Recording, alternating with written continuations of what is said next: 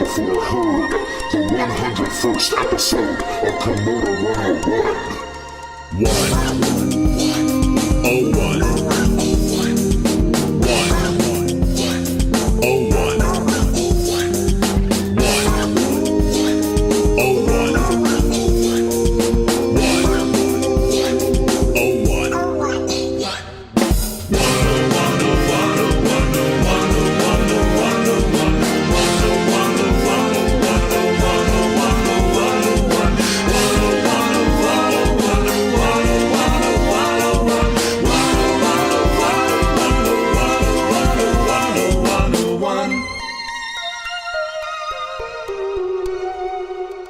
I am Barbara Hubbard. Mark Campana, Ted Heinig, Skip Richmond, Nick Miller, Joshua Knight, Darren Rosen, Brian Hill, Greg Wolf, Darren Zimmerman, Scott Jampino, Jason Bernstein. And I'm on Promoter 101. Promoter 101. Promoter 101, the greatest podcast in all the land. Welcome, friends, to episode 101 of the world-famous Promoter 101 podcast. You notice I said 101 twice there, Luke? I did, Dan. Is that our golden anniversary? Is that how that works? Well, it's kind of funny because, like, do you celebrate year 000? Do you celebrate year 1? And that just becomes the kind of thing. But for us, it seems like we obviously celebrated the 100th in a big way. But 101 seems like quite the milestone, as it is the name of the podcast. It's a pretty good number to start the day off on, Dan. And we've got a pretty awesome podcast in front of you today. We're going to be joined later by the Pabst, Riverside Theaters, and Turner Hall's booking team. That's Matt Beringer, Gary Witt, and Marc Solheim, giving us an inside look at booking all three of those premier venues in Milwaukee. And then we've got Kill the 8's merch companies. Aaron Rosen, you guys have asked for the merch interviews. You want to know the inside of that business. And Aaron's here, so there you go. And we're going to welcome back to the podcast from the Tobin Center, Mr. Aaron Zimmerman here with the war story. Plus the news of the week. And speaking of news of the week, man, Luke, the 100th was such an amazingly fun episode. It really was. It was just as fun for us to write it and have those interviews as it's been amazing to get text and emails and tweets and phone calls in support of listening to that 100th episode. It was a special milestone for us. We were happy that we could celebrate it with all of you that have tuned in and listened to Promoter 101. The feedback has been absolutely amazing. So thank you to everybody out there who listened to that podcast. And if you haven't already, you need to check it out. Last week's episode, a special edition of Promoter 101, featured dozens of amazing interviews that you haven't heard before. You should go back, take a listen to it. Luke, did you have any favorite stories that you loved? I mean, for me, Shappy and Jake back to back telling the exact same story from both of their perspectives. Like, that was amazing. And I love Tom Ross and obviously Shep coming back to the podcast. I thought that was great. Did you have any favorites? My first one, of course, was Shappy and Jake, just simply because those stories came together independently of each other. So to listen to them in back-to-back succession and know the history of those things tickled me for a lot of reasons. It was great to just hear from some old people we've had in the podcast, from Harlan Fry, Tom Ross, great stories from Andrea and Andy. It was great to just hear so many familiar voices on the podcast. Thank you to everybody else that sent notes. It really is a nice thing that everybody was just so involved and so willing to make time. And, you know, it was cool. It was like we had 2 years to figure out what we were going to do for this anniversary. And somewhere around a week before, there was that brainstorm of, oh, let's get stories from all of our favorite people. Every major agency, most of the big independent boutiques, like a bunch of the managers, a lot of the promoters, like all represented. Couldn't thank everybody enough. Promoter 101, episode 100, a mega interview of some of our favorite interviews yet today in celebration of all those things. Go check it out. My name is Terry McBride. I'm the co-founder and CEO of the Network Music Group, and I'm on Promoter 101. You can listen to Promoter 101 pretty much anywhere now. That's right. We are on Spotify, iTunes, iHeartRadio. We're on Spreaker, SoundCloud, Stitcher, YouTube, Google Music, wherever you podcast. Check us out. You can follow Luke on Twitter at WLukePierce. I'm the Jew, and the show is both Promoters 101 and Promoter 101, so decide if you want to use the S or not. Up to you. We had some lively discussions on Twitter this week, Dan, about some transparency in the ticketing fee world. It was nice. If you've got any questions for us, we do love to engage over there. And we got some public stuff coming up here, Dan. We announced this last week for the first time, but you're off to moderate the keynote Q&A at this year's Billboard Music Live Conference at the Montage in Beverly Hills, Tuesday, November 13th. And you're going to be interviewing Activist Artist Management's Bernie Cahill, talking about the Dead & Co. and his amazing roster of management clients. Should be a really good time. I can't wait to talk to him. And rumors are that he's getting Lumineers too. That's the buzz on the street. And man, can't wait to hear that story, how that came together. Me neither. Of course, we're recording that interview for this podcast for anyone that can't make it to Beverly Hills for Billboard Live. Stay tuned for some amazing stuff coming from Promoter 101. If you want to reach out to us, just email us at steiny@promoter101.net. You can actually find both of us at that email address. This is Mary Claire Borgelli from Live Nation, Promoter 101, best podcast in the music industry. If you missed any of our past podcasts, well, what's stopping you? Catch the fuck up. Right now, we suggest you start with episode 57. That was a great episode of Promoter 101. It included Paradigm's Joe Tamian, who's the agent behind Anderson East, Big Gigantic, Sturgill Simpson, Lumineers, and so many more. He's here to talk about the amazing run that he had. Plus, we had Live Nation New York's Sean Striegel sharing his path from booking punk rock club shows in SoCal to the arenas of New York City. Don't forget, you can always subscribe and drop us a review to the Promoter 101 podcast. It's free, and we so badly need your approval. We really do. We talk about it every week, but we need it. We're a pretty girl. This is Sid Greenflag from MGM Resorts, home of T-Mobile Arena, MGM Grand Garden Arena, and Mandalay Bay Event Center, live on Promoter 101.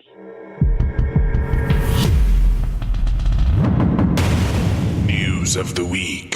Breaking news, as always, whenever the scoops are coming fast and furious, it's always coming from Amplified Billboard Media, and we've got Dave Brooks with the hottest scoop. Dave, there's a major acquisition out there. What's going on? Thanks for having me, Steiny. Big news today in the publishing world. Billboard has acquired Amplify Media. Now, everybody knows Amplify is like the forerunner of like breaking the hot industry news. Were you able to get anybody over there on the phone? You know, I was only able to get somebody to talk to me on a deep, double deep background. Okay, who'd you talk to? I can't reveal my sources. What do you know about this? Because I know Dave Brooks over there has been really tight-lipped. He's just not talking. But, you know, we know that it's a huge deal for all involved. I've heard that Dave Brooks is swimming in a pool of gold coins like Scrooge McDuck.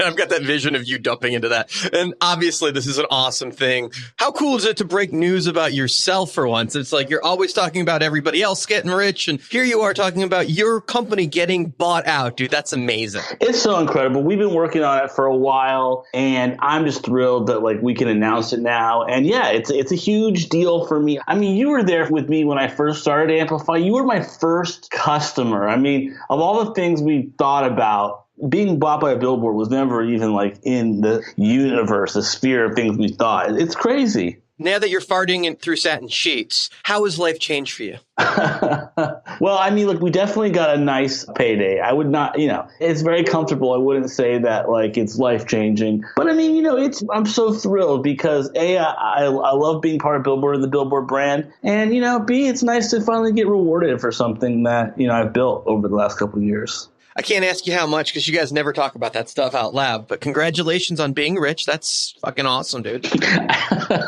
I'm not rich, but I appreciate that. And it is fucking awesome. How long has this deal been in the works? More than a year. It took a long time to get it closed, but we did it. Did you learn a lot in that process? Yeah, I mean, I did. I've learned a lot, you know, not only from selling the company and working with my attorney and my team and Billboard's attorney, but like, you know, it's taken us a little while to like get the site compliant with, you know, Billboard standards. We had to have all the new privacy policies. And we had to be ready to meet all the, you know, European privacy laws. It's just like a lot of these things I didn't know about. And Amplify, it's a two-person operation. Working with Billboard and working with our development team, our legal team, our editorial team, ownership, executive team. I mean, you know, it's been working with so many different people at the company, and it's been a really good learning experience for me, you know, what's involved in this type of deal. This is huge news, man. Congratulations. How many times you're going to get to report on yourself in this world? And I know that's got to be just an awesome feeling and, you know, nice security to have. And in this time and age is reporting, the written word is getting harder and harder to like make a dollar right now. So mazel to you and your family for this nice little bit of security you're able to put away for yourself. Thank you so much, Danny. I really appreciate it. The great Dave Brooks talking about Dave Brooks and Amplified selling to Billboard right here on Promoter 101. Thanks as always, Steiny. I love the work you guys do.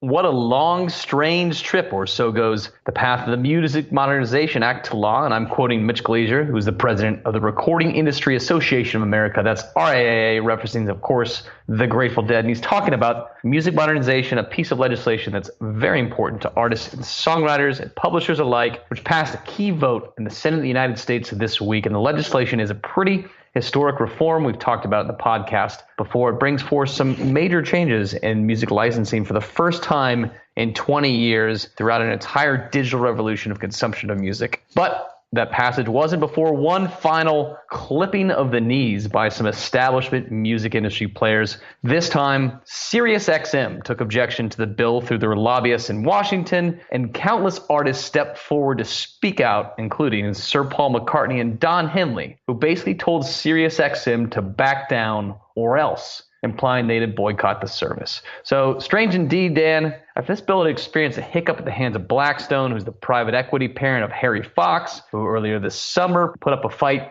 that put people into a roar. So this has got a long, strange journey to the House of Representatives where it will carry forth to a vote and hopefully to the President of the United States. We'll have to stay tuned on how it goes. Awesome news coming out of the wonderful land of Minneapolis, St. Paul. Our friends over at the First Ave have taken on the Fine Line. So they just continue to grow their stable of venues. They've got the Turf Club. They've also got the Palace Theater in St. Paul. They're going to be opening up that Levitt that's coming there. They really have a monster presence, and it just continues to grow their footprint there. So congrats to Nate, Sonia, and Dana on their massive undertaking on one more venue, one more piece of the pie as they just continue to roll through that market. First Ave taking a lock hold on the cities. I love it. Some big shakeups this week atop Sony ATV Publishing. Chairman Marty Bandier announced that he'll be leaving the top post at the publishing giant next March, and it's been met with nearly universal praise for Bandier's incredible run in the music business for nearly 3 decades, including running companies like SBK Records, EMI Music, EMI Publishing, and Sony ATV. Marty's been atop the world of publishing for longer than I've been alive. And super lawyer John Branca had this to say about his exit. I suspect we will not have seen the end of Marty Bandier, the chairman of the music publishing industry, when he steps down from Sony ATV in March of next year. Marty has a historic run going back decades with a record of unsurpassed accomplishments. He says, hail to the chief. So we got to stay tuned for Marty's next move. Alex Viscasil, Live Nation Canada, and I'm on Promoter 101. Everyone's favorite time, the announcement of the Promoter 101 Badass of the Week. This week, we are excited to announce the Promoter 101 Badass of the Week is going out to Silverback Music's John Phillips, a super cool dude that has been doing amazing things in the biz for decades now, making him this week's Promoter 101 Badass of the Week. Cheers, John. Hey there, this is Seth Hurwitz. I am one of the last independent promoters and proud of it. And you are listening to Promoter 101. In our feature interview this week, we're sitting down with 3 men who are controlling most of Minneapolis' seats. The Pabst, the Riverside Theater, and Turner Hall. We're happy to be joined on Promoter 101 by Matt Beringer, Gary Witt, and Marc Solheim. Gary and Matt and Mark are all with me. Welcome to the podcast, guys. Thanks for having us. Awesome to see you in person. Hey, Dan. You guys have got a unique model. You have the Turner, you've got the Pabst, and you've got the Riverside. You've got 3 distinct different size venues that all kind of lead into one another as you're developing acts. We actually have a 4th. We have a room called the Back Room, which is a 300-person room that segments down to 150 as well. So what plays there? I assume you booked that mostly, huh? Well, it's actually a combination of all of us and basically modeled after a Nashville listening room with a much different vibe back of the coolest coffee shop in the world. Which Nashville listening room? Just the vibe overall, like the developing new artists and things like that and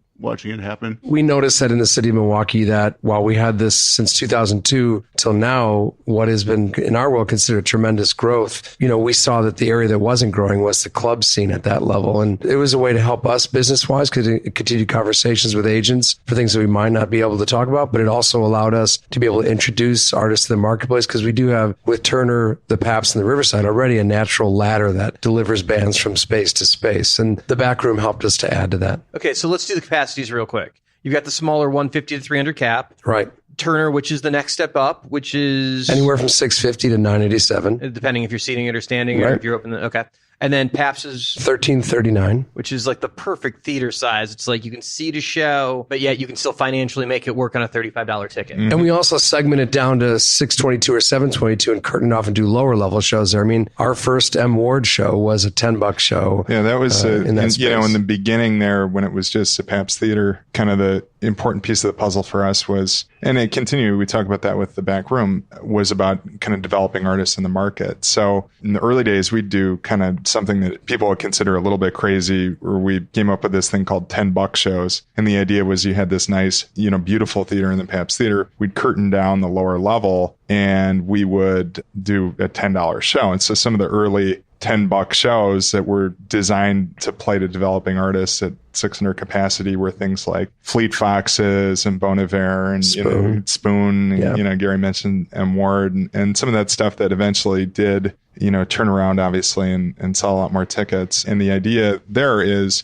Milwaukee was something that didn't have a natural resting place for a lot of those artists. So the goal was definitely to try to be forward thinking about how we're developing artists in the market. A building like the Pabst already had an image because it was this historic building built in 1895. And people's expectation was that you would wear a suit there and go see classical music or the few jazz shows they did. Nothing says classical music like Pabst beer. Yeah, I mean, yes. Well, you're in Milwaukee now, so that's true. But the reality is that we had to kind of take it and ruin that reputation. Like, we literally had to tell people, like, in the beginning, we had to say, like, no, there's no dress code. So what we did is we tried to, like, burn down that whole mentality of what people's thought process was. And it was funny because, we just did David Byrne the other day at the Riverside. And, like, I had the conversation with David to tell him how he was one of the... As you would normally just hang out with David. Well, it was after the show, right? So... Well, yeah, it was after the show. That's the benefit. I mean, but it was important to have the conversation, though, because he was one of the forerunners for us, along with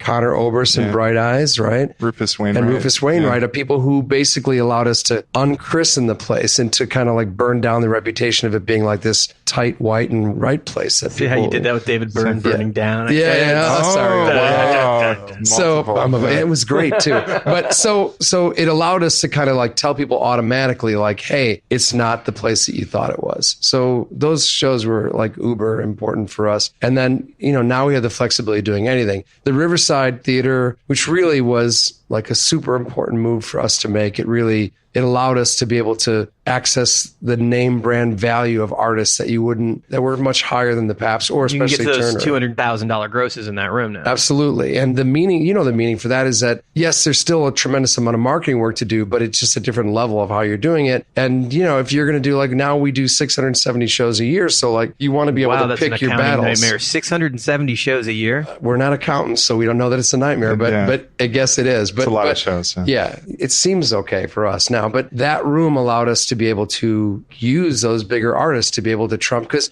don't forget, you are sitting in Milwaukee. And when we started back in 2002, as Matt said, this wasn't a natural route for bands to take. So therefore, bands used to play in Madison, but they would skip Milwaukee. Our evolution was to try to turn that road around from bands who were in Madison. Instead of going to Madison, to turn people to come to Milwaukee from Madison instead of our people from Milwaukee going to Madison. Well, this has always been the bigger population base in the state, right? It is. It has always been the bigger population base. And in actuality, even though Madison's the college town, I'm sorry to all of our friends in Madison, there's actually more college students here in Milwaukee. But I think maybe our point is just more that when we started, there wasn't much of a muscle memory of bands playing here, and these buildings were often unused. The Pabst was doing 30 to 40 shows a year. The Riverside was closed, and Turner Hall Ballroom had not been open for 60 years. So each of the rooms that we took over Milwaukee was just not a market where these types of shows happen very often. You guys single-handedly have turned around downtown Milwaukee with getting these venues back up. I wouldn't say it's single-handedly. There's a lot of great things going in Milwaukee. And, it's one of the things that when we talk about when we started and kind of a perception of what could play the market or what was going to work here, genuinely, I think that people viewed it as sort of just a blue-collar market that didn't have a cosmopolitan sensibility to it. And that's really incorrect about the population here. It's a really diverse population. It's a well-educated population, and it's an eclectic population. And so when you look at things in addition to just concert venues, but also, restaurants or,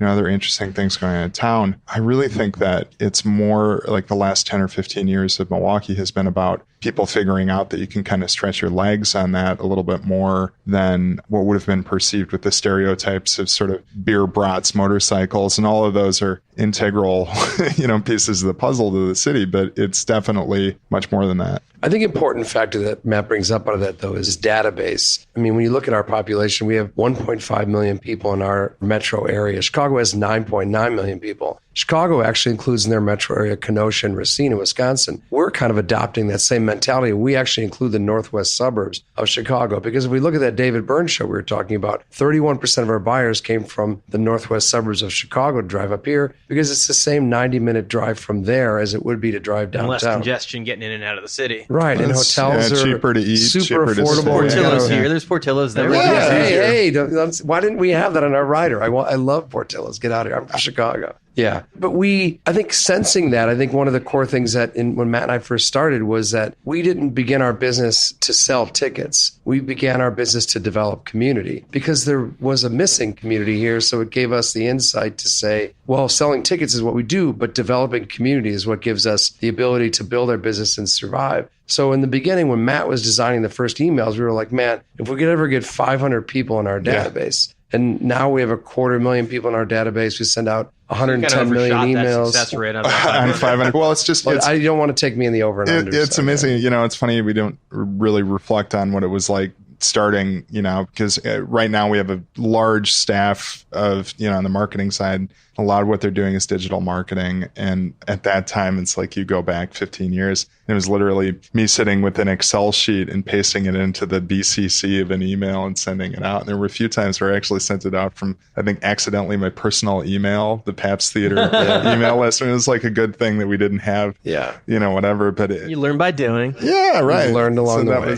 We stepped off track for a second. Let's just insert this. Yep. The Riverside capacity is 2414. So it really is that perfect graduation. Another 1,100 tickets above the Pabst. So it's a clear thing where it's like instead of doing 2 shows, it's perfect. Yeah. And the thing about the Riverside, which I think is mirrored in the Pabst as well, is that, and it's part of, I think, what helps us to do what we do in the city is that we use the room for a variety of things. So while one night it could be people sitting in red velvet seats with their hands clasped, watching a show, watching Sarah Brightman sing. The next night, it could be a sold-out Widespread Panic show where no one is sitting and we pull out the main floor seats and put barricades in and it becomes a standing venue. And then that night, it's their venue and they don't know any different. And if we can clean out the beer and bong smell the next night, it can be a seated venue, which we do. Is there a trick to cleaning out that smell? I can tell you that later off the record.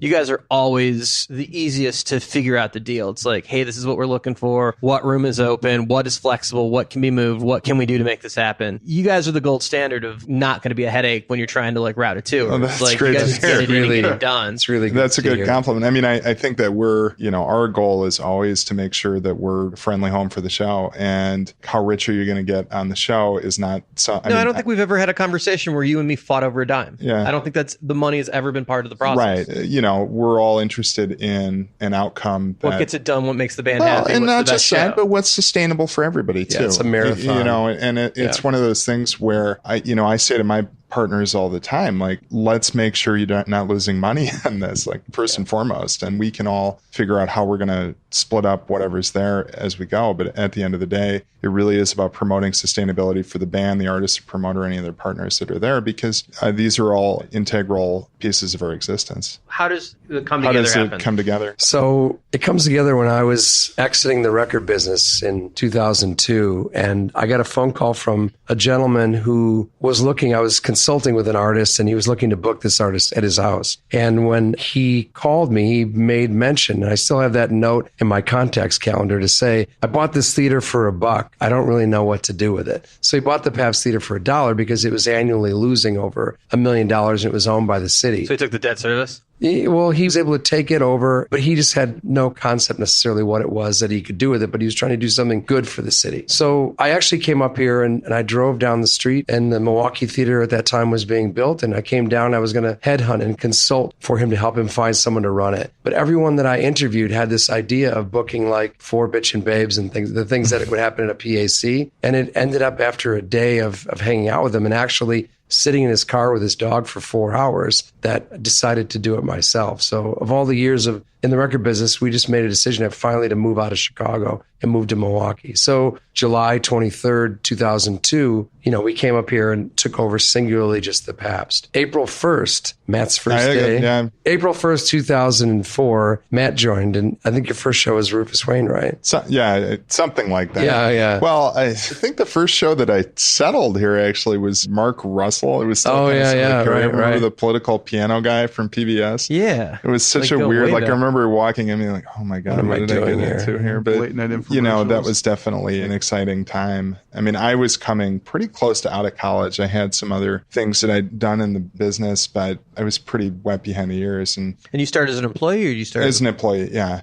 Gary and I eventually formed a management company that transitioned over to the 3 venues and all that kind of stuff. But after that, our success at that time at the Pabst, especially the visual success of it, because the city had not necessarily seen the type of entertainment come to town, allowed us the opportunity to take over the Riverside. Because the one thing we were good at, it was telling people, like when we sold out, again, I'll go to David Byrne, one of our first Pabst shows at that time that we were successful with. We took out ads after the show to tell people what the show looked like and what they missed. So we had no marching orders from, an education that would tell us how to do this. We simply did things the way that we thought they should be done. So that allowed us access to the Riverside as our second venue, which we took over in October of 2005. 05, yeah. And that was the first show was the Moody Blues there. And we've changed since those days. That was our lesson. Remember Mark, the tour manager? That was our lesson of how not to cater backstage. And you'll see tonight at the show, when we meet tonight, I think we've improved a lot in that area. It's one of our focuses. But we took over the Riverside. That was super helpful for us and being able to grow. But as you know from the business, it was super helpful for us to grow our relationship with agents where we could deliver something to them or we could be something to them and deliver shows, and that helped us to build our Pabst business. And then a couple years after that, 2006? 2006 is, I think, when we met. Yeah, November of 2006, we took over Turner Hall Ballroom. That was 07, actually. 07, I'm sorry. 2006 is when we met. I think it was at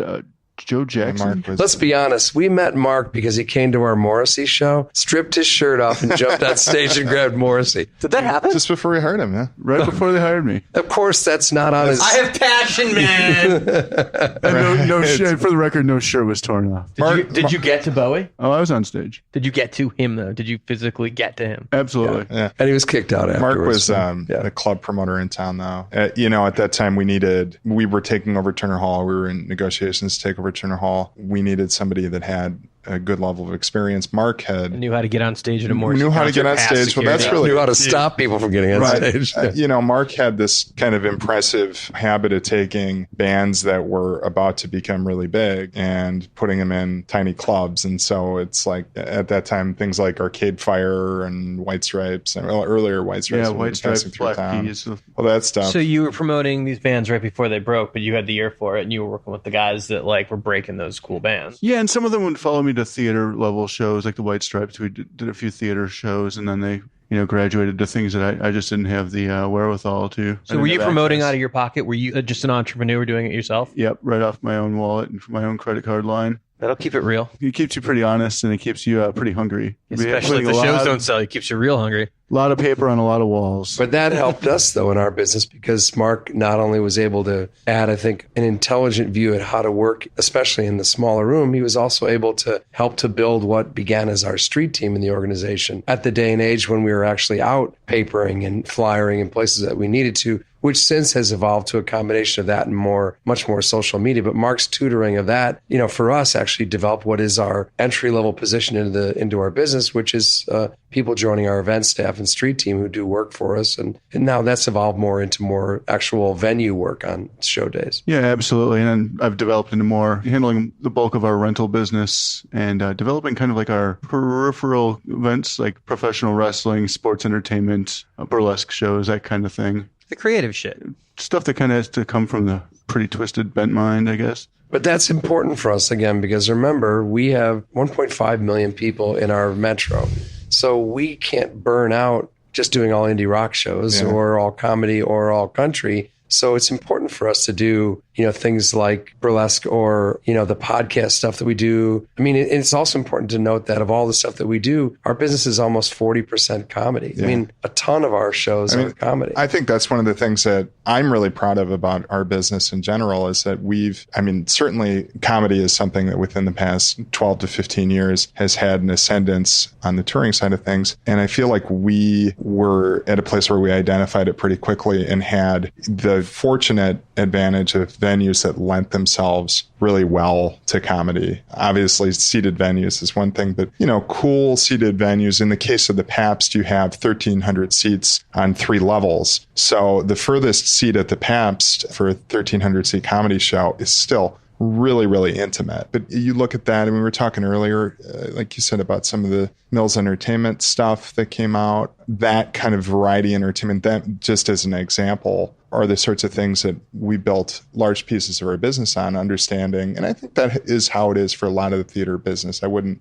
necessarily identify that we're somehow completely unique in that regard, but definitely a willingness to not just say, okay, like the PAC model where it's got to be capital A art, or on the other side of the business where we're all chasing something that's really, sexy rock and roll show. At the end of the day, when you're running fixed seated venues, I really think that there's an opportunity to kind of traverse all those genres and not just hit one side or another, be specifically one thing. Plus, it's a challenge for our marketing team because every single show that we do, they have to kind of create this battle mindset to be able to win the war. The war is fought in different ways every single time that we book a show. It depends. For Dark Star Orchestra, we know we're going to sell a high percentage of our tickets the last 14 days of the show. And don't be upset when you sell 105 tickets, which would be a lot for the pre-sale or the on-sale. But also for the remainder of our shows, we also realize, and maybe we're not unique, we do live in a bubble in Milwaukee a lot, but our pre-sales far outsell our on-sales because we have a really amazingly dedicated e-members list of people who trust us to make sure they get the best seats, and also that we do everything possible to avoid scalpers accessing our tickets because we are cooking from a small pot. We only have so many ingredients to choose from, so we want to keep those ingredients fresh and happy. And the fact that they can pivot from Tedeschi trucks to Ghost to Little River Band all in a 5 days time frame. Actually, I've always found that an interesting thing about this market. Of any venue we work with, I think you guys in particular, we partner the most diverse talent with, where tonight's Ghost, and we just had Home Free with you guys, and Aretha Franklin, and we jump all over the place, Brian Wilson, what have you, but there's really nothing that doesn't work in your venues. They're very diverse, and the market eats it up. Yeah, I agree. And that's been again, we talk about why things have been successful. And some of it has been about making sure that we're building each of those databases, making sure that our people are versatile and can pivot. We've been going through kind of rounds of interviews for employees with a little bit of turnover. And one of the questions that I'm kind of consistently asking, I know that you're like a huge music fan, or I know that you're a huge comedy fan from the things you told me. How do you respond to something you're not necessarily crazy about working for? And the answer that I'm always looking for is, look, we're looking at something bigger than just trying to promote our personal taste. We're looking for sustainability for the theaters, the business on the whole, so that we can, use that as a vehicle for the things that we love. I think it's important to note too that while we've had this tremendous growth in our business over the 16 years, it's almost, more accurately to say that we are kind of a simple kind of a mirror that reflects the success of our city, because I used to be able to drive down Water Street and there were just like fields and nothing on both sides and empty, boarded up buildings. They're now all apartments as we come down. So we're benefited from 2002 until now, participating in a city that's growing and succeeding, as many cities are, as a lot of suburbs lose their kids to the lure of the bright lights in the big city and hopefully the concert stage when they want to be around, hang out with their friends, going to a show, or hanging out at a cool indie restaurant or coffee shop, or for us, the beauty of the lakefront and the river going down the city. I mean, we're the beneficiary of a great city that's kind of coming into its own at this time. So you guys have really captured something backstage, the ambiance of your venues. One of the venues has basically a coffee shop backstage. All of the venues do. Seth Hurwitz gets a lot of credit for creating ambiance in his venues for acts. And I don't think you guys have gotten the due on this, that you guys have put in the effort and the work that acts don't hang out in the tour buses when they play your venues. They actually are in that ambiance that you guys have created more often than not. It's a really cool thing, but you guys have gone to great expense to create these places that aren't dingy and cold. I think that comes from the same mentality of what Matt and I were talking about before, of not necessarily having a playbook, since neither one of us came from the Live Nation or AEG world. Nothing negative about them. It's just that we didn't have the background to be able to understand, what it meant to do that. I mean, we spent $80,000 at the Riverside Theater to run a gas line up the side of the building and create a range hood device in there so our chef could have a professional kitchen. We have a professional chef 100% on staff full-time all year long. So things like that are not the decisions you make in that kind of a world, I think. And we made it specifically because we had to find ways to be able to differentiate ourselves from other markets. And again, artists weren't coming here, tours weren't coming here, agents weren't thinking about Milwaukee. And even when they did think about Milwaukee, when they came here, we wanted them to have the amazing experience that says, like, we're coming back there again, because they had a great meal backstage. They were able to pull out some vinyl and play on the turntable and pick out a record, unabashedly listen to that Cat Stevens album they wouldn't listen to on their phone, because there's the vinyl that unfolds. Or to be introduced to our barista, who I'm really proud of our coffee scene in Milwaukee. We have a great coffee shop here, and we work together with them to create the coffee experience because, hey man, it's 2018. Coffee is like the drug of whatever drugs were in 1974. That'd coffee be weed is the and drug. acid. Yeah, well, maybe, yeah, or more. I don't really. Apparently you forgot. Yes, well, I was alive in that era, so yes, I have forgotten. Now that you remind me, yes. The backstage experience for us was incredibly important because we needed to differentiate ourselves from what Milwaukee was perceived as. And we also had an overall goal of being able to create a positive experience backstage as well as front of house. So we carry 27 different craft beers, and we really focus really strongly on supporting our friends at Miller, who are really, the heart of the city. They still employ 1,400 people here. We, as I mentioned earlier, we work very hard to not allow scalpers to access our building because we feel very strongly that we want to give those real fans tickets that are in the best seats. You saying scalpers can't be fans of music?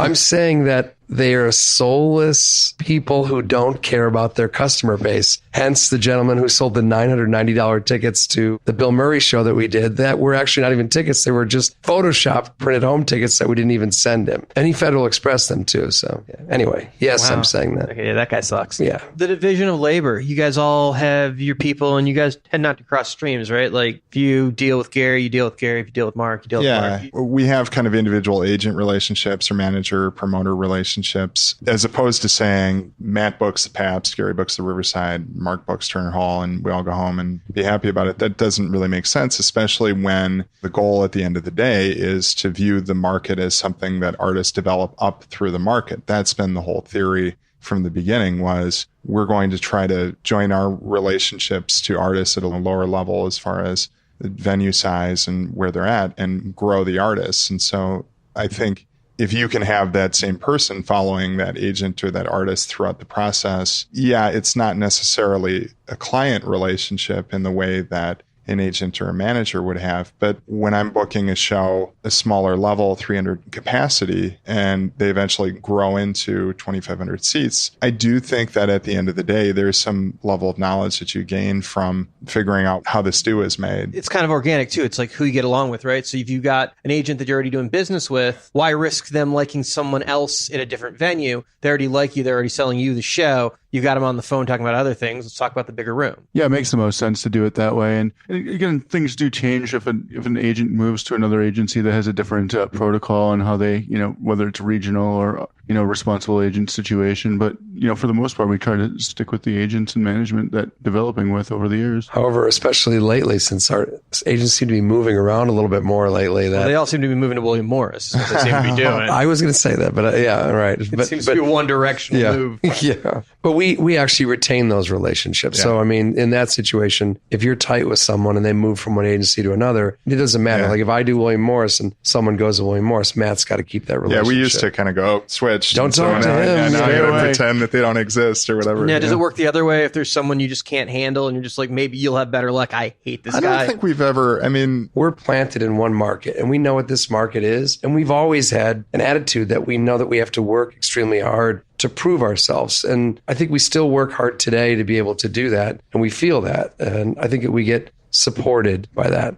I think anybody that would deal with our company knows that the atmosphere of any of us, if you're outgoing communication, whether it's me, Mark, or Gary, or even people in our marketing department, the goal is, we were talking about earlier, to try to translate that kind of Midwest nice a little bit, and the idea is we're all in essence going for the same goal, more or less. I understand they're going to go for all the money or one thing or another, but at the end of the day, I would challenge any agent to book a show without a venue. It's not how it works. And so I think that most agents, most managers are smart enough to understand. And the same thing with promoters, that we're all necessary components of the business. Yeah, there's going to be some out there that are more mercurial than others, but I don't remember in a long time having like a bad blow up with an agent or a manager or anything. More so, actually. I mean, there are more agents who are, the conversations are like enlightening and unique and interesting, because we live in a business where everyone sees it from the outside as being very cutthroat. I'm sorry, when you talk to certain agents and they hang with an artist for 12 years when they're not successful, and they're just as passionate getting on the phone about that artist as they are about someone really big, like, that's an emotional connection you got to believe in. Because, I don't know, we had to be believers to do what we did, because it certainly wasn't existing here. Who are some of those agents that really believe in development that have really fostered that with you guys? I think in the beginning for us, the ability to get Frank Riley to take our phone calls at High Road Touring, was really important for us, based upon what his roster was, what it meant to us to be able to access some of those shows. Unfortunately, we probably don't have enough time to go over all of them. I think Scott with My Morning Jacket is a great example of like learning. Scott Clayton. Yeah. I feel so relaxed talking to Scott, even though we're talking about the things we're talking about. It's just a great vibe. And he changed our mentality about certain things that we do. And I'll tell you something. It's not just, agents who represent larger artists. Because I would say the Brit Floyd shows that we did, we learned from the people who book those. I would say Joe Bonamassa, that was a groundbreaker. How those guys chased that artist and said, you know what? I'm sorry. No one knows about him. We're going to play Turner Hall, but tickets are going to be $75. That was mind-blowing to me that we didn't necessarily believe in that, but they did it, and they four-walled it the first time. Yeah, we thought they were crazy. Developed a relationship, and now, we'll do 2 nights at the Riverside. And it really was the same thing for Brit Floyd. It was like, right, we just did Aussie Floyd. We're going to believe in Brit Floyd, whatever. And yeah, we sold out the Pabst Theater the first time, and now just this year again, we'll do another 2 shows. But I think we learned something from them that's important. And any business that you could be in where you continually learn is awesome. Of the three of you, who's the hammer when shit gets serious? Who's the real legal mind that really glares down on shit? I think Matt's the hammer. I think in our relationship, I don't mind saying that to Matt, but I think it's important though, because I think that's how we operate in our business. In our world, he'll be more involved in some levels of operational stuff that I don't get involved in, and I'm involved in other areas. We kind of have a natural affinity to be able to know what things we're good at and the things that we do, and lean into those areas. In just the same way that Mark mentioned that I'm probably not going to be booking the wrestling things that he does, or those types of things. We lean into the areas where we're better, but definitely Matt led the way. Matt booked our first amphitheater show with Mumford & Sons. We did our first outdoor show with Mumford, and it was a great, amazing experience.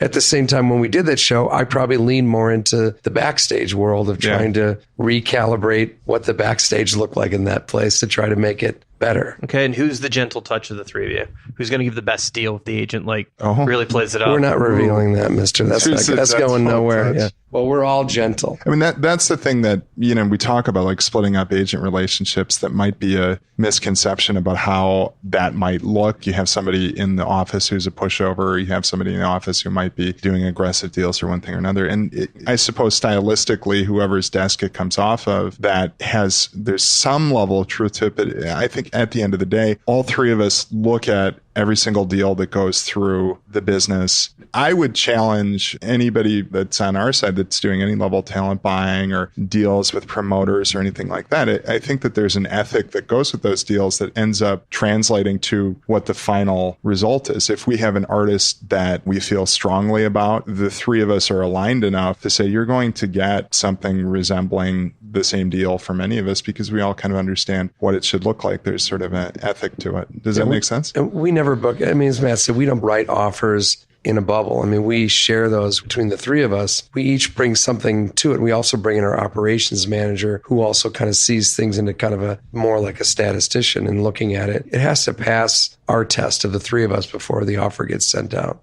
we mentioned right before we started, you guys are a for-profit theater setup. So unlike a lot of them that are on grants and just have a mission statement of bringing the arts to town, you guys need to make your overhead work and pay all of those employees and keep the theaters up. And you guys renovated them and made them beautiful and state of the art. That's a big process. And to do that and pay taxes and still keep going without any of those like grants that everybody else is just like living their thing on and not worrying about making profit at the door, where you guys buy shows to make money. That's the goal. So you guys can support the system so it keeps running. It is a treadmill that you really can't turn off because it doesn't matter what you did yesterday. You have to keep going for tomorrow, one way or the other. That's fucking depressing. Yeah. Well, no, treadmills are good You'll for never you. escape. If you have a Twinkie at the end of it, it's always good. The carrot and the stick. Yeah. But You're we're all also, carrot, aren't you? we do focus on making the venues better and making the experience better in there. You know, we spent close to $1 million with our landlord on renovating the Riverside in the last 2 years, putting a new marquee on the front of it that it really didn't have, putting new seats in the second floor,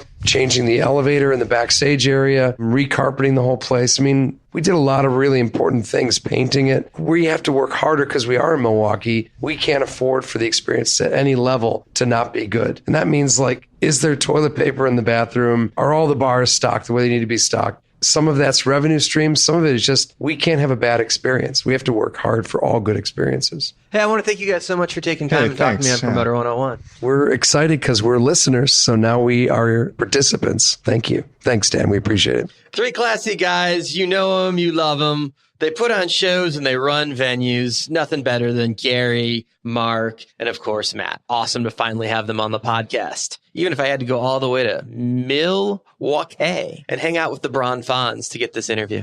Milwaukee.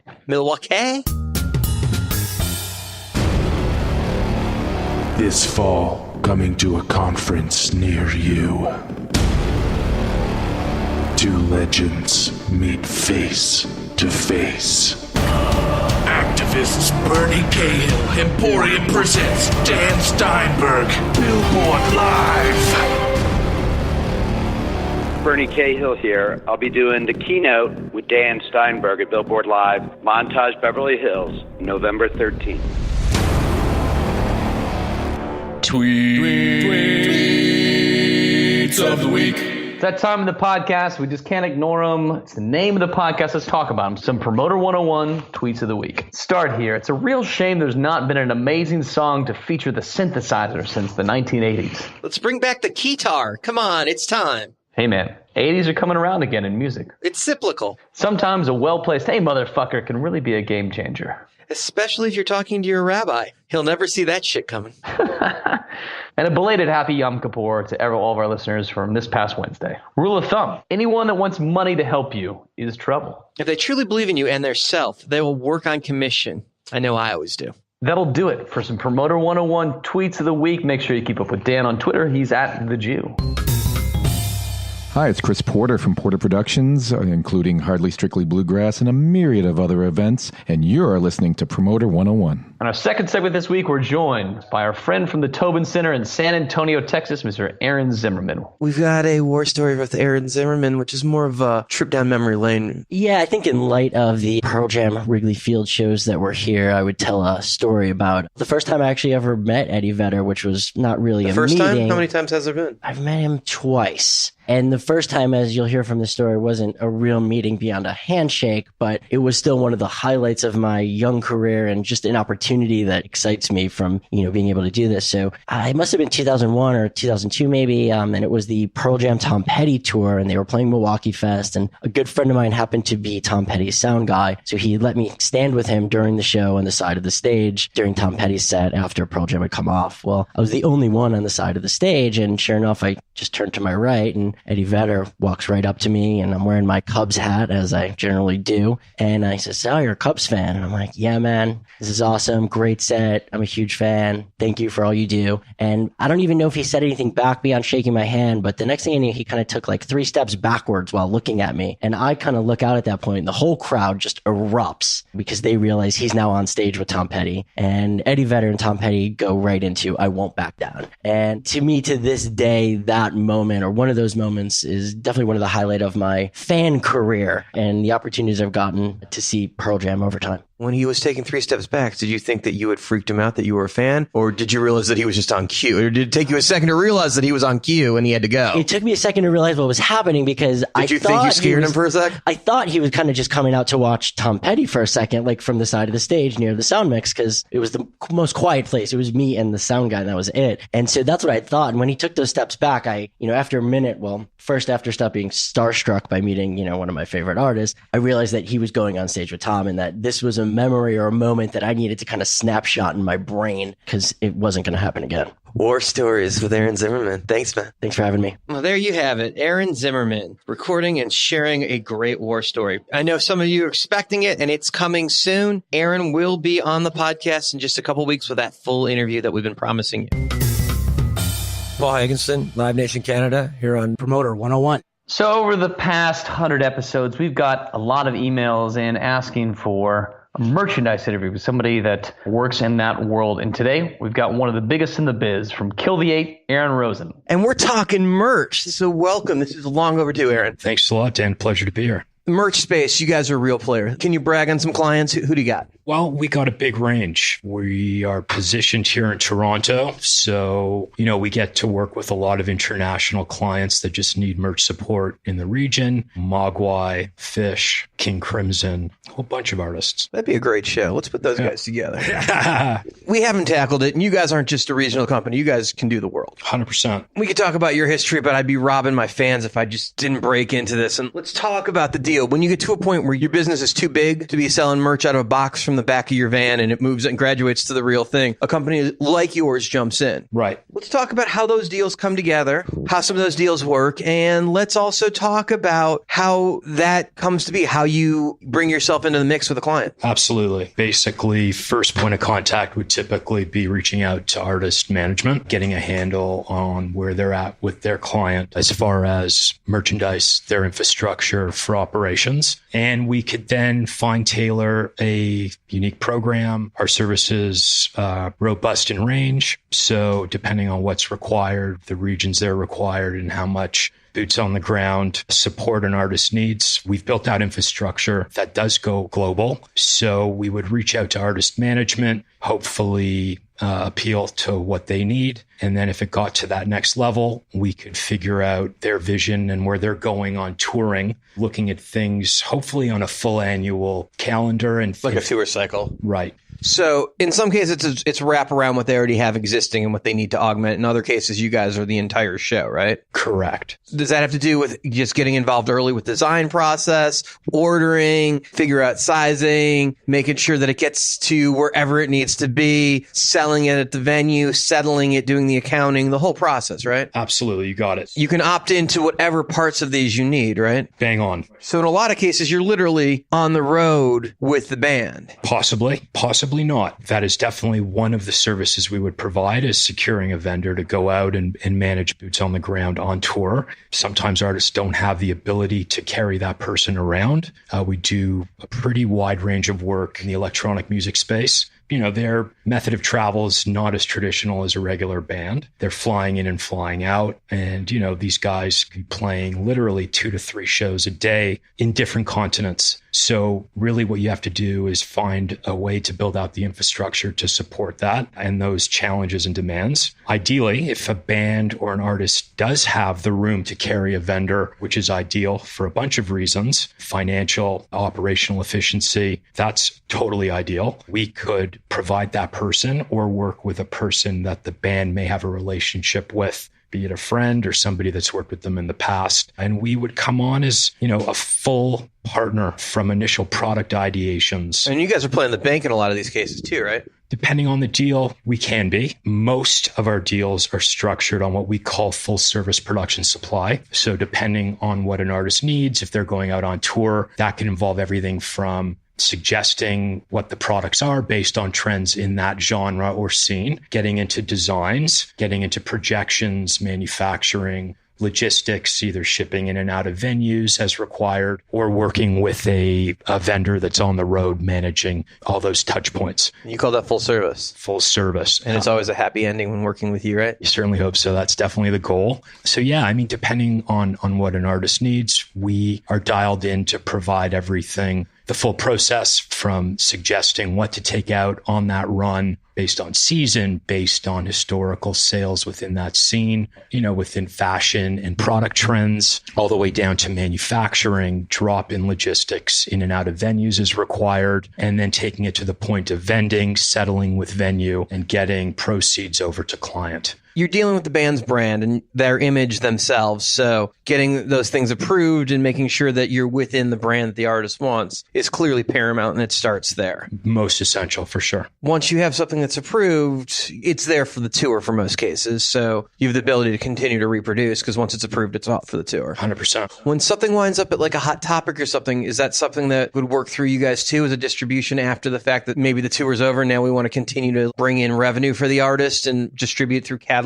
or through retail or what have you? So when it comes to brick and mortar retail within the North American space, I think you pretty much nailed it. Hot Topic is definitely the property you want to be doing business with. There's a couple ways to go about brick and mortar retail. Either it's exclusive to the retailer, so you'd create products and designs that only live within their walls, or you could act as a liquidation point post-tour. Either of those settings work. Really, when it comes to brick and mortar retail today, with the way traditional retail is really changing by the day, focus for a lot of the artists we work with is direct to fan or managing an online store where they're controlling that transaction, controlling the data, which is paramount. But you guys would be doing the shipping from your back end? Correct. Okay, so you're working in tandem with them there? Correct. So when it comes to direct to fan or the online side of the business, we are actually fulfilling globally out of our Toronto warehouse, which is just 10 minutes up the street, and usually shipping, if orders come in by 10 a.m. Eastern Standard Time, they're shipping that day. And if they come in past 10 a.m., they're shipping next business day. Let's jump to, I'm an act or I'm a manager and we're doing our own merch, but we've graduated from opening in 250 to 500 seaters to now headlining 1,500 seaters and selling 85% across the country on tour. We're ready for a real merch company to come in and help. At what point is it financially feasible for an act to reach out to you guys and expect to be a good partner, that's something that you guys are ready to take on? What is the benchmark you guys are looking for? We love when we get to work with properties or artists from the ground level up. Obviously there's a lot of mutual learning, mutual risks. That's preferred. If it's possible to work from day one, that's how we would love to play. So the question is, when is it time to come and work with a merchandise company? Really, the metric we use, the lifeline of what we do, is based on a metric called the per head spend. So you're loading into Buffalo, a 700 seater, you sell through 500 tickets and you gross $5,000. So that converts to a $10 per head spend. So that's kind of the base level of what you've achieved in Buffalo in this year. And our goal would be to grow when you say $10 per head, you just mean on merch? Correct. Because the industry in general would look at per head as all of the ancillaries. So you're just talking merch. Just merchandise. Thanks for clarifying that for sure. Yeah. So we would take that $10, $5, $2, $1 per head calculation and use that as a baseline with setting targets and growth for strategy, whether that's by season, if you're not touring, if it's just through online sales, or for touring, hopefully every time you're running through the same market, there's a positive growth of 15 to 20%. We try to grow slowly, methodically, learn from sales. But if somebody's doing $5 head and selling 500 tickets, that's a safe point that it's worth having a conversation with you guys. 100%. Even if it's at a point where an artist isn't at the scale where they're going out and doing the 30, 40, 50, 150 shows a year, there's always room to communicate and service your fan base through an official online store, which is essential today for, I guess, the proper word would be reinforcing or building the brand and providing fans those unique physical property product experiences. So from day one, an artist, as they're building their fan base, should be using merchandise as a vehicle or a baseline for them to service and grow their fan base. Well, let's talk about the history of merchandise in the business, and in Toronto in particular, the global jump point. So, and I think you know where I'm going with this. Let's talk about Michael Cole, because we were in the town that he built. Right.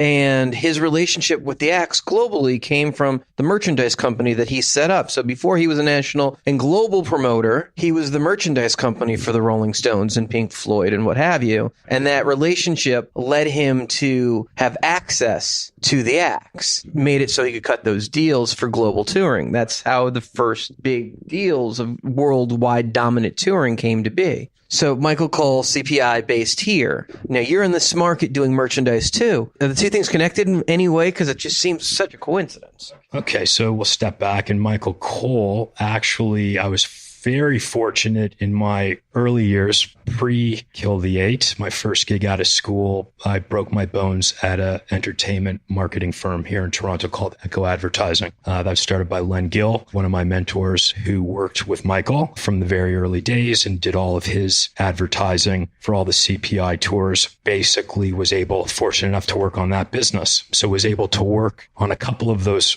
the marketing or the advertising for a couple of those Rolling Stones tours. Michael Cole and then on to Michael Rapino, the Michaels, but Michael Cole specifically definitely created the model. And with Brockham, which was, I believe, a licensing company, operated a little differently. I'm not sure on the specifics of how they service touring artists. I'm sure they provided merchandise services for the shows that they promoted in the region. I don't know specifically the services they provided artists related to merch. I do know that at one point there was retail and there were the Brockham retail shops. Yeah, and there's malls. a bigger picture, and we don't have to get too far into Right. it. At some point, we'll do the Brockham story. So there was that connection. 100%. Getting to work with the CPI team and Michael on the advertising side of it definitely gave me some exposure to that process, to that model, and definitely got us to work with some pretty high profile properties. What are the pieces that you see that acts need to do that they're not taking advantage of? Like everybody does a black t-shirt. Sure. It just seems like there's more out there. There's a bigger catalog, and maybe not everybody needs their 7 billionth t-shirt from an act. Totally. So, I mean, merchandise in totality is a pretty exciting space. What it does for an artist and what it does for the fan is it gives fans that physical opportunity, which slowly is kind of on the recorded side, unfortunately, has moved away. This is not only the memento from that awesome show, but this is that physical property that fans could go out, ambassador, wave the flag, and feel good about. So it's an exciting space to work in. It really is where art meets commerce directly. And it's a super fun space, giving fans and artists the ability to get super creative and just extend their brand. So when it comes to products, t-shirts are definitely the bread and butter for artists. Everybody wants and can use a t-shirt and looks for the t-shirt, but there's opportunities today to get way more creative. You know, whether that means creating limited edition products that are only available to fans through an official artist online store, or whether that's an official limited edition piece that lives in a specific retail space for a specific amount of time. Technology enables artists to get super creative and do really fun pre-sale stunts, do some really fun stuff, whether it's bundling products with the ticket or without the ticket. There's room to get super creative. You were speaking in general terms, and I get it. Yeah. I'm looking for examples, and what's the most creative thing you've done, like a band has put out that you're like, that was mind-blowingly cool? Sure. I mean, get down to like pillowcase sets, his and her pillowcase sets for Valentine's Day. How are the thread counts on those? Pretty good. His and her underwear sets. Who were some of the acts that did these things? Who's did the underwear sets? I think we did something with Deadmau5 back in the day, and it went over super well. Okay, and what are some of the bad ideas that acts have done that, like, you're like, oh, we tried it, didn't work? How many slinkies have you gotten stuck with? Like, what is the thing that just did not move? We once did a light toy for a specific property that just completely bombed. It's always amazing to me the things that do and don't sell. Yeah. Like Home Free does a bedazzled Home Free t-shirt every couple of tours, and they can't stock enough of them. So They have to wait until they can build up a surplus because they got to give them time to make them because they're very hard to do, apparently. They just blow through them, though. When they have them, they just sell. And then you get these expensive leather jackets. You see bands selling jackets for $250 and they blow out. It's amazing. Really, what's cool, Dan, is when artists, I guess now it's a really common trend, as you know, in the promoter space. Artists sell through a lot of meet and greet and VIP experiences, which are great. It's really cool when you get to go and your favorite artist makes an appearance at the merch table pre or post set. Does that really help the merch sales? 100%. Hey, can we talk about a side issue for 1 second? For sure. I've been going to a lot of big legendary concerts. Some of the people you want to see before, maybe they're not going to tour anymore. A couple of years ago with all the celebrities dying, I started getting very much like I haven't seen them yet. Like guys, I just had to see them. And I noticed the merch booths, Billy Joel, what have you, Elton John, wrapped around the building. And I thought to myself, this is unique because I've never seen anyone wearing a Santana t-shirt, wearing a Dolly Parton t-shirt, wearing a Neil Diamond t-shirt. People lined up for hours to buy this stuff. And yet, when I go to Guns N' Roses and I see people lined up, I see those shirts in public. They're wearing shirts from 20 years ago. Sure, but you see them. And Dolly and Elton have been touring much longer than Guns N' Roses and consistently and selling thousands of dollars of shirts every day. But you don't see people wearing them. And I get that these are people that dress a little more formal and they're a little older. There are parents in a lot of cases. But where the fuck are these shirts going that people are buying? As the merch company, do you guys have any idea? Because you know they're not wearing them out. It's a good question. I mean, are they sleeping in them? Are they going to the gym? Could be. Are they just going directly to Goodwill? Is this like a donation to PBS where it's just like, okay, here's your extra money for merch, Madonna? They're wearing it to the gym or they're wearing it to the cottage or they're wearing it on vacation. I would agree. Because there are a shitload of Kenny Rogers shirts that have been sold in America alone. And I don't think I've ever seen anybody in a Kenny Rogers t-shirt. I would love to buy as many Kenny Rogers t-shirts that are out there from the vintage tours. I think they'd be worth more. Where are the Air Supply t-shirts?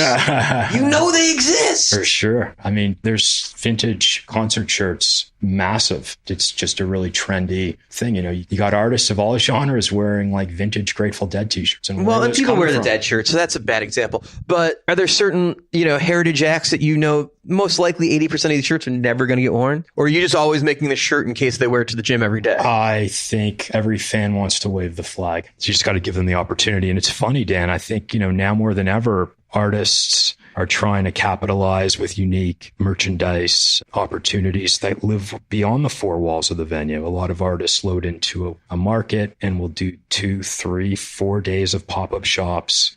Pre-event, maybe there's a pop-up shop post-event. So now more than ever, artists are finding ways to capitalize more to drive up that per head in the market, which is pretty interesting. I don't really remember that being a thing more than 5-6 years ago. So that's pretty cool. Artists finding more creative ways to sell is always going to be the thing. And that seems like great management figures that out. Before I let you go, I got to ask you. Yes, sir. You're a Jew in Toronto. I am. Do you go to shul with Drake? I have not bumped into Drake just yet, but maybe one day soon. Aaron, thank you so much for taking time and talking to us on Promoter 101. Thanks so much for having me, Dan. I know a lot of you expected Aaron's interview to run a couple weeks ago, and we had something pop up tech-wise, and we hadn't gotten a chance to run it, so I'm glad we finally had. Thank you for your patience. Mr. Aaron Rosen, there you have it.